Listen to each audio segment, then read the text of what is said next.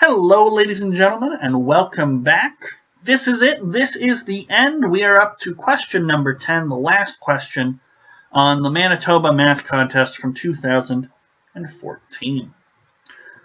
So, question 10, consider the equation 7a plus 12b equals c, where a, b, and c are non-negative integers.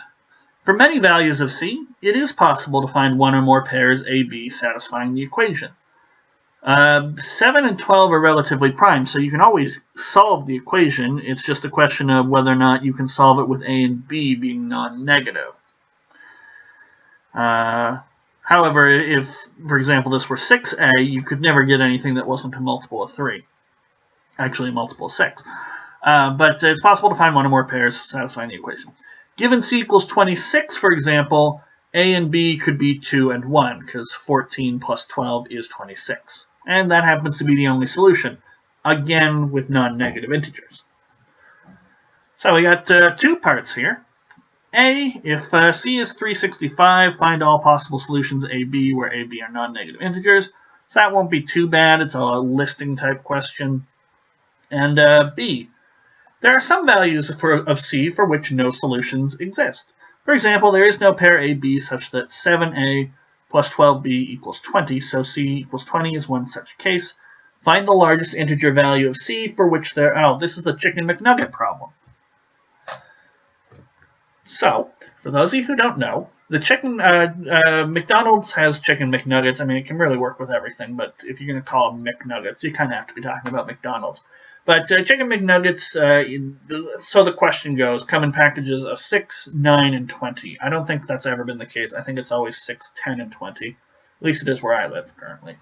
But, 6, 9, and 20 are the ones they came in. And the idea is, if you're going through the drive-thru, you can order 18 Chicken McNuggets. They'll give you, 3 boxes full of 6, or 2 boxes full of 9. And you could order something like 26 McNuggets. They'll give you a 20-pack and a 6-pack. And the question is, okay, what's the largest number of McNuggets you can order that they can't fill? And the answer for that one, at least, is 43, if I remember correctly. Of course, in a rather silly way, you can just answer, well, no, they can always do it. They'll just give you 2 20s, a 6, and they'll take a couple McNuggets out. But this is assuming that the McDonald's staff is ridiculously literal and that they will tolerate that sort of nonsense. But this is just the Chicken McNugget problem. It does have a general solution. I know for a fact with 2 numbers. I'm not going to use that there's a formula, but I think it's 7 minus 1 times 12 minus 1, and then we plus 1 or minus. No, I think we minus 1 that again. So I'm going to predict it's 6 times 11, so 66 plus 1. I think the answer should be 67 or 65. One of those two will be my answer for B. Just a prediction, but I'm pretty sure there's a formula for that. I'm not going to do it that way, but pretty sure there's a formula for it. Okay. So A part, that was just 365. So let's ease into that. So you got 7A plus 12B is 365. So the way I go about these questions, and there's lots of them, they come up a lot in change. This many nickels plus this many dimes is a certain amount, that sort of thing. How many ways can I have a pocket full of change that has just nickels and dimes that adds up to $1, that sort of thing. That's exactly what's going on. We just don't have standard coins here. We got 7 and 12. But the way I approach these questions is always the same. Find a solution. Just a solution. Now, 12 times 30 is 360, which is really close here. It's really close. It's 5 off. So if I got rid of a 12 here, then I would have, so if I did 29, then that would be 48 here, and so I would need to make up 17. Well, I can't make up 17 with 7s, so we'll take off another 12, and I'll have to make up 29. So 28 times 12 is 336. And again, I have to make up 29. Well, I can't express that in terms of 7. So we'll take off another 12. And so I'd have to make up 41. This is not going smoothly. So 41, it would be 24. Okay, yeah, that's 18 squared. 41, can't do that in terms of 7. All right, so we'll add on, and we'll get rid of another 12. So this will be 312. There'll be 26 there. And so that's a difference of 53. Again, can't be expressed in terms of 7. Eventually this will stop after at least 7 of these, or the problem can't be done at all. 12 times 25 is just 300. Difference here of 65. Unfortunately, no, there's nothing you can do there. 65 is not a multiple of 7, but I think the next one, 12 times 24, is 288, has a difference of 7, borrowing a 1 here, and then 7, borrowing a 1 there. So 77, so yeah, 7 times 11 plus 12 times 24. Okay. So that gives me an answer.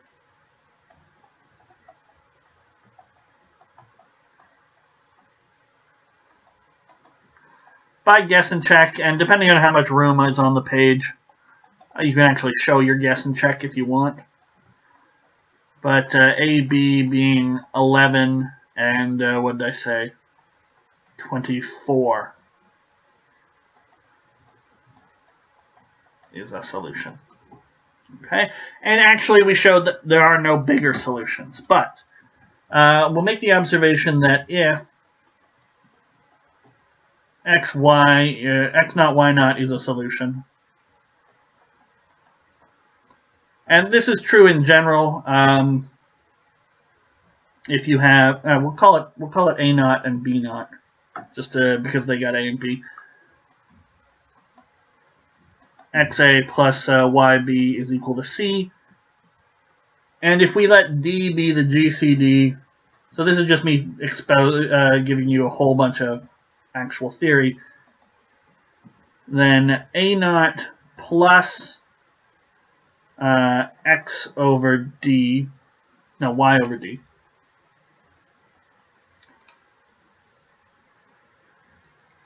and B naught minus Y, or minus X over D is also a solution. And in fact, this is in some sense the closest solution to A naught, B naught, where the A naught is now bigger. Okay, and you can verify that this does work. I'm not going to bother with that. It's question number 10, and I imagine this is going to take us a little while to do this anyway. And now for 7 and 12, D is just 1. So now that I have 11 and 24, I can say that 11 plus 12 over 1, so 11 plus 12, and 24 minus 7 is also a solution. So that's 2317. From 2317, I can say that 23 plus 12, so 35, and 17 minus 7, so 10 is a solution. And we can verify that. 120, subtract that off, you get 245. 245 divided by 7 is indeed going to be 35.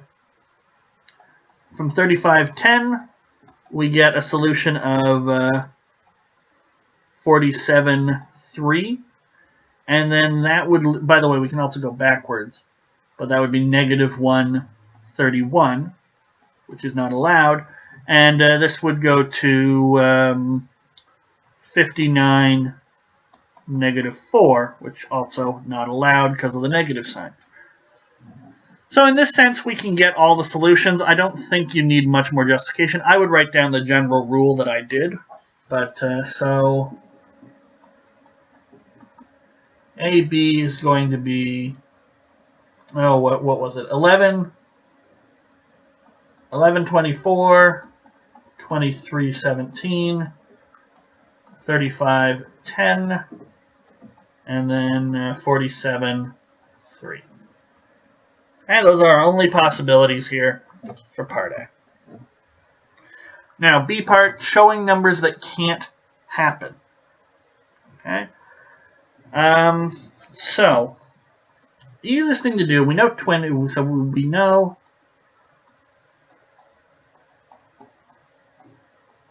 20 doesn't work.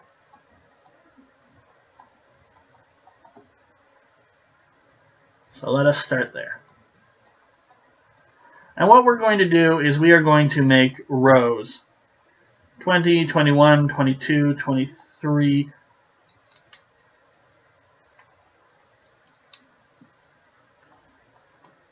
24, 25, 26, 27, 28, 29, 30, 31, 32, 33,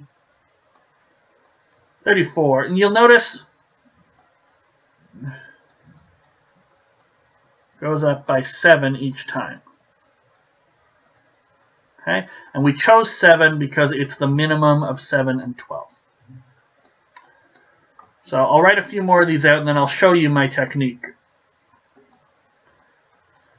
But I like this because you have to explain on this contest, and so showing your work and being able to do something is actually helpful in this case. I'll briefly talk about another way to look at this problem as though it were lines, but I'm not going. I want to show this off first.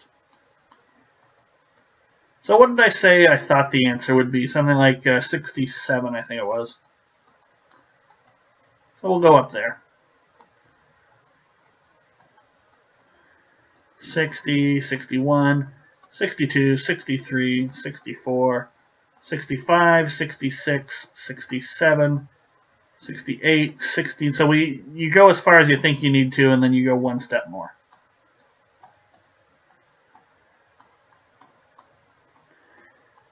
Okay. So now, what do we do? Well, we take things like 24. I know that we can do 24 by A 0 and B equal to 2. So that means everything else in this row can be done with just increasing the A value. Okay? And that's what's going to help us here. So, if X can be done by A equal A naught and B equal B naught, then X plus 7 can be done by A equal A naught plus 1 and B equal B naught and X plus 14. So 24 can be done, so can 31, 38. So we create a nice little sieve here. Okay. What are some other ones? Well, 36 can be done. So that's A naught is 0, B naught is 3, or A is 0, B is 3. So all of these can be done. And so it's pretty quick to get start filling out some of this. Okay, 60 can be done, so 67 isn't the answer, so I'm pretty sure 65 will be the answer. Now, to show 65 is the answer, you have to be able to cross everything else out except 65 here. Or cross everything after 65 out. As soon as you get a row that is completely crossed out, everything will be crossed out. So 70, obviously 70 can be done. But I'm pretty sure there's a smaller one that can be done. Actually, no, this whole column here is just multiples of 7. So that's A is 3, B is 0. So that's everything in that column. And what else can be done here? So we can sort of go up by 12s every once in a while. 24 is done.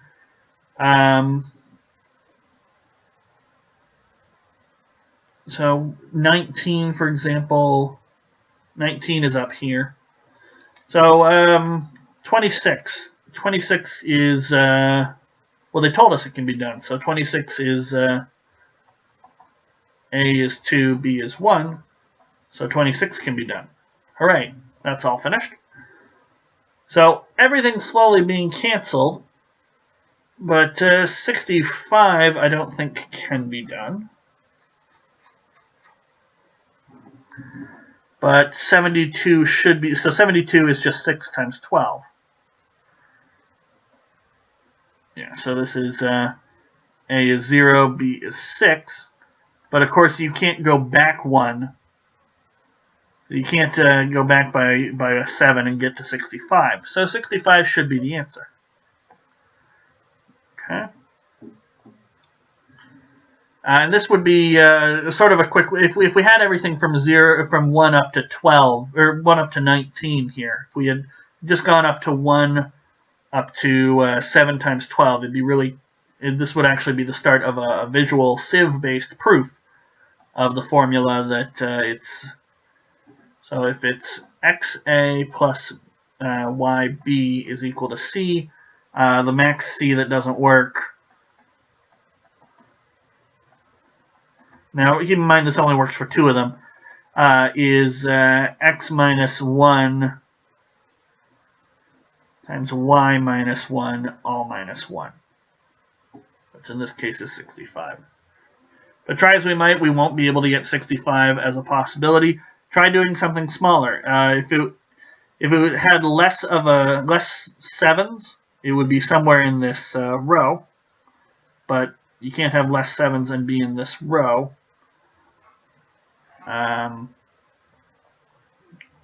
Yeah. So 65 is going to be our answer, and this was a nice, really quick base. As long as you explain why you set up the sieve, that it's 7s and 7s, and how you're generating each of these being ones that work, I'd say everything's clear. All right, so let's talk about another way to think about this problem. We got our answer 65, but we'll talk about another way to visualize this problem. So if it's 7a plus 12 b is equal to c, we can view this as a line. So this is a line, and non-negative solutions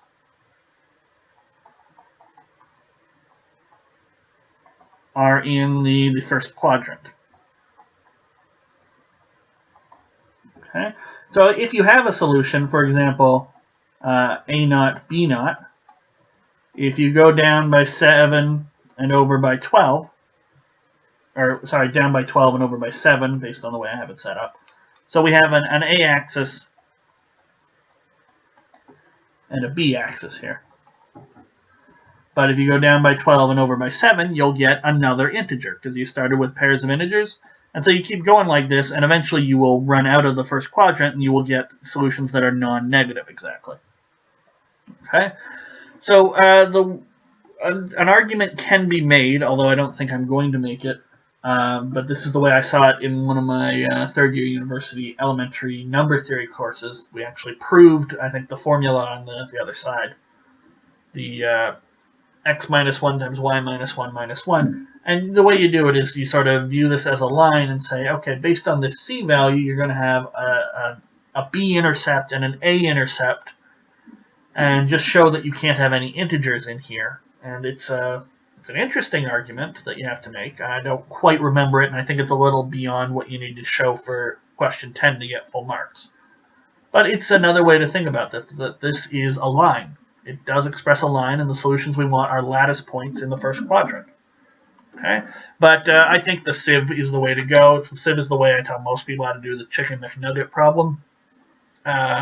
So, go back, watch the sieve part, see if you understand what's going on. If you had any questions, I feel like I didn't exactly explain the sieve the best way.